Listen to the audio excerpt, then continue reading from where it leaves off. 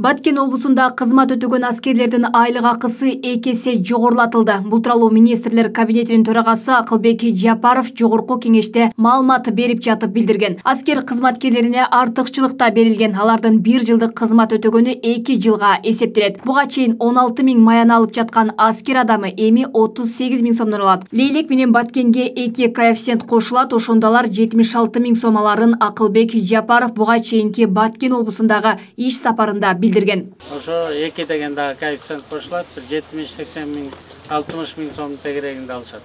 Азыр чынын айтыш керек, эч ким жылаңач патриот боло албайт азырчы. Өзү толгон токой проблемалары бар аскер адамы эч качан мындай бир өзүнүн кыжалатчылыгынан арыла албайт дагы, ал жетиштүү деңгээлде чек араны деле мекенди деле коргоп бере албайт да. Ошондуктан биз биринчи кезекте аскер адамдарынын материалдык проблемаларын чечишибиз керек, социалдык проблемаларын толугу менен чечишибиз керек. Алар бир гана нерсе, ойлонгон гана нерсеси бул мекендин чегин коргоо болуш керек да. Баткен районунун Аксай айылында тажик тараптын кол салуусунан каза болгон тоок ферманын кожоюну Матиса Надировдун 9 миллион сомдук насыясы жоюлган. Ошондой эле өкмөт чоң ферма куруш үчүн каржылык жардам көрсөтө баштаган. Мындан сырткары өкмөт башчы чек арадагы кагылыштан жабыркаган 252 адамдын кредити кечирилгенин, 13 насыя реструктуризациялана баштаганын белгиледи. Кредиттери боюнча тапшырмалар берилди.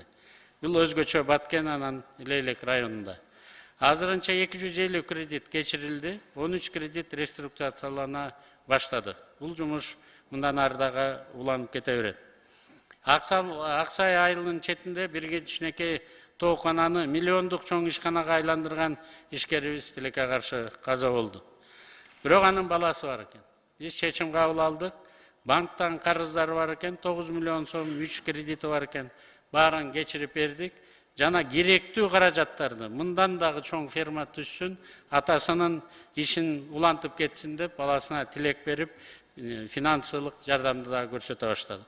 Куралдуу кагылышууда каза болгон аскер эмес 15 адамдын үй бүлөсүнө 1 миллион сомдон берилет. Ал эми жарадарларга алган жаратына жараша компенсация төлөнүп турат. Учурда тийиштүү органдар укуктук ченемдик документтер менен иштеп жатат. Өкмөт башчынын орун басары Бакыт Төрөбаев денесинен оор жаракат алган 7 адамга 200 000 сомдон, жеңил жаракат алган 23 кишиге 100 000 сомдон берилгенин кошумчалады. Каза болгондорго компенсация үчүн бюджет менен өзүнчө берилип жатат.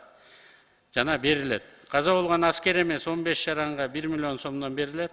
Жарадарларга да жаракатына жараша компенсациялар төлөнүп турулат. Бул боюнча чечим өкмөттүкү чыкты. Ал эми аскер адамдары боюнча ар бир каза болгон баланын өздүктөрү аныкталып, канчадан алары боюнча суммалары такталды. Укуктук ченемдик документтерге тийиштүү органдар менен иштеп жатабыз. Өлкө башчы Садыр Жапаров Баткен облусуна көңүл буруларын, анын ичинде аскер кызматкерлеринин маянасы жогорулап, аскердик техниканын бакуаттыгы арта турганын билдирген. Президент чек арачыларды үй менен камсыз кылуу үчүн республикалык бюджеттен 100 миллион сомдон ашык каражат бөлүнгөнүн кошумчалаган. Ошол нерсе экономисттер тарабынан толугу менен эсептелип чыккан. Резервтер, кандай запастарыбыз бар, кантип ошол бир жылга ошо көтөргөнүн эсебинен канча миллиард сом кетет, ошол миллиард сомду биз кайсы булактардан алабыз, бардыгы эсептелип чыккан. Бул жерде эч кандай проблема болбойт.